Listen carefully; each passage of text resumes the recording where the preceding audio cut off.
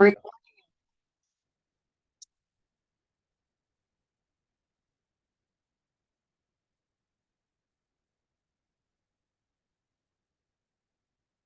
and welcome back to another Consultant Proficiency Resources Moral Leadership Coaching Tidbit, where we're breaking through traditional leadership styles for optimum success. Hello everyone, I am Cheryl and welcome back to another CPR LLC Moral Leadership Coaching Tidbit, where we resuscitate and we revive one business, one leader at a time. If you're new to this platform or Hardy CPR LLC, welcome. And if you're continuing on this journey, thank you so much. And remember to do the work. As we say, faith without works is dead. If you're interested in moving to the meat and the content for episode number 4, and the theme is character, please be sure to move this video forward. If not, this is for the newer individuals to this platform. I want to do a little bit of housekeeping, a little bit about CPR and the basis for the tidbits. So here we go. So my name is Cheryl and I do have a practice, CPR LLC Tidbit Coaching. We are bringing my coaching practice to the virtual community, totally free of charge. You're welcome. And if you're on your faith walk, you might be a corporate executive, an educator, a woman, a minority-owned business, or an aspiring entrepreneur, and you desire to elevate your leadership style from transactional, autocratic, even transformational, to a more moral and ethical leadership style, this is the platform for you. So please go ahead, subscribe, and hit the notification bell so you'll be alerted of all future uploads. I would also say a little bit about the design of the tidbits. It's designed in sequential order. It's important that you view it in sequential order. They are building blocks leading up to your transformation to becoming a more moral and ethical leader. So we would recommend, if you have not viewed episode 1, 2, and 3, you can pause this video, and I say this respectfully, view those episodes and come back to this episode. Okay, so thank you so much. And here we go to the meat and the content of welcoming you to episode number 4, titled Character. And the question here is, do we all have character? That's a little bit of a trick question. My apologies. And the answer is absolutely. We all have character. The question that I should have asked is, do you have good character or bad character? You see, character is the foundation of who we are. And the Bible talks about building a house on a very strong foundation. You're not to build a house on straw or by the water. Build it on a strong foundation. And our character, similarly, is based on whatever we've built, whatever we have layered on top of that. But they have to have a foundation. And that foundation could either be good or bad. But character is indeed foundational.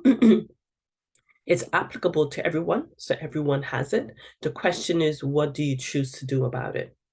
And when we speak about your character, we're looking at your core values, your behavior that the world sees, and of course, your internal compass, which is really the Holy Spirit or the Ruach Kadesh, right? So when we speak about core values, what you hold closest to you, what you value the most, is really what you practice day in and day out. So in your transformation process, if you desire to have more integrity, you have to practice all the skill sets of an integrity. We could go back to episode 2 and 3 in terms of defining what the word integrity is from the Merriam-Webster dictionary, and then actually practicing what does that look like in your workplace. And I'll give you just one example, because the goal is to ensure that all these videos are about under 30 minutes. So let's just say you're bidding for a contract. It could be a government contract.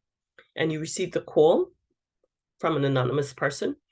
And they said, if you could withdraw your contract, I'm going to give you $20,000. And you're a small business. As a small business owner, that's a lot of money.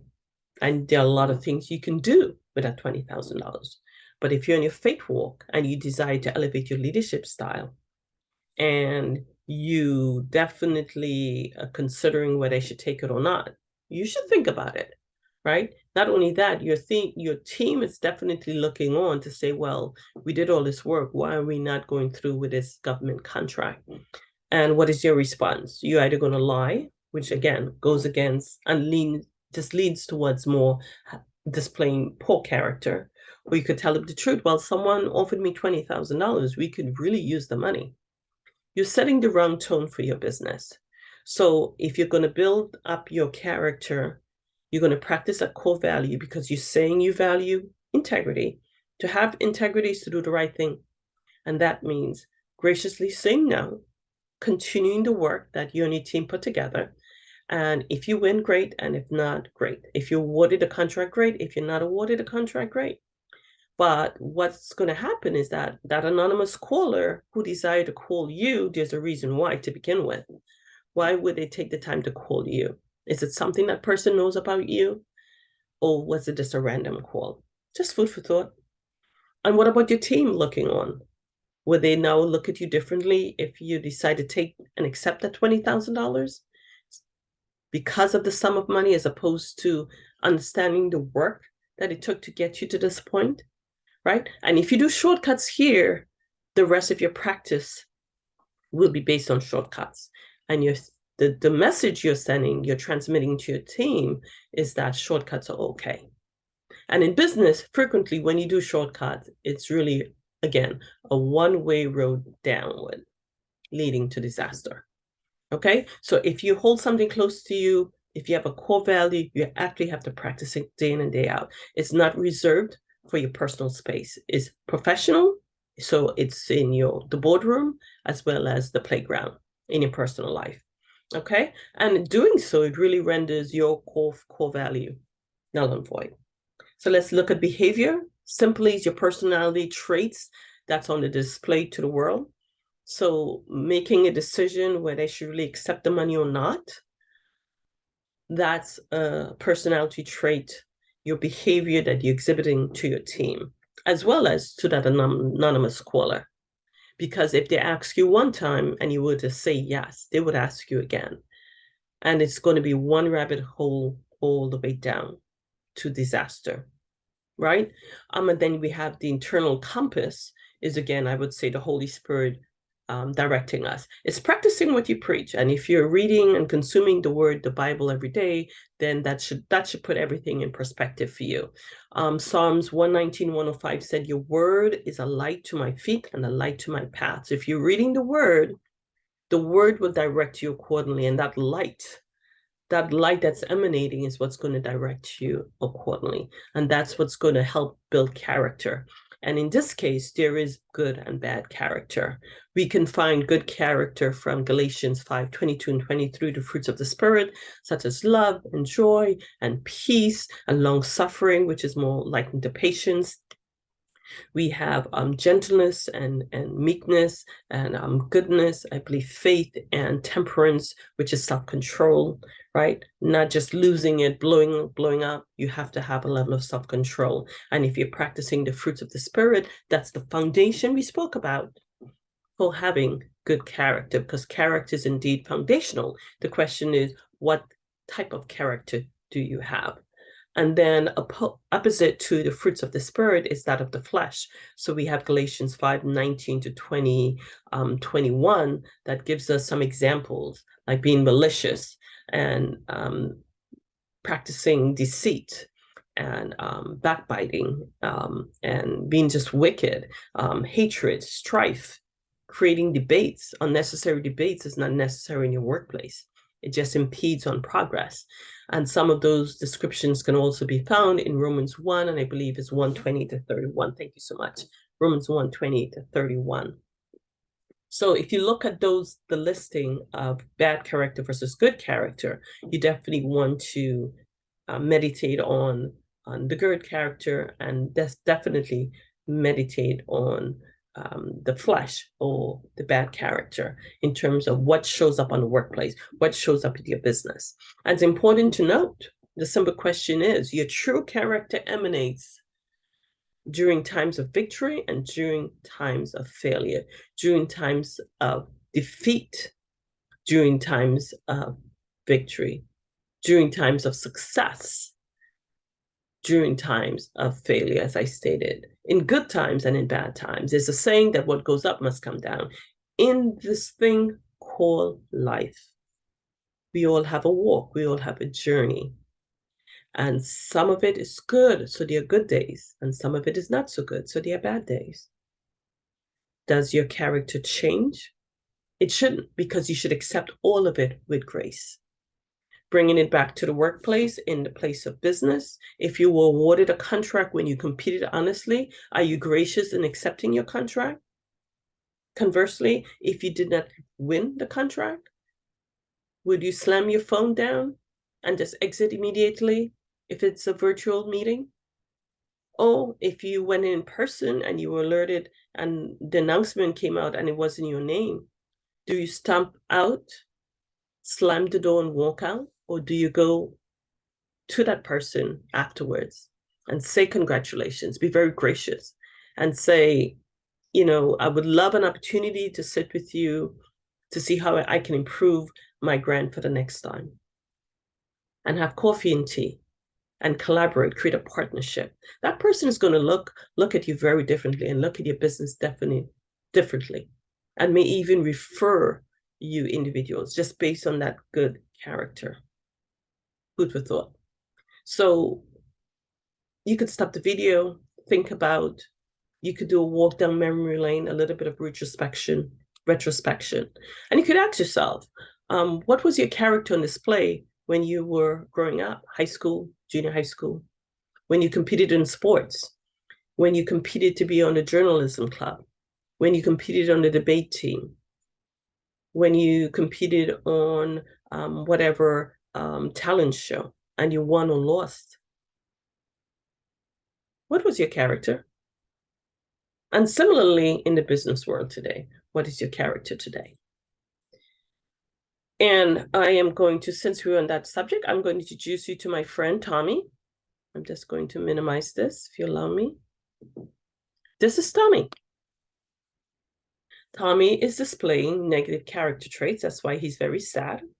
And if you go through the list from arrogant all the way down to being ruthless, Tommy has work to do. I'm going to ask you, this is going to be your homework. Consider the negative traits before you. Go through each list, my apologies, to the right, to the left of Tommy.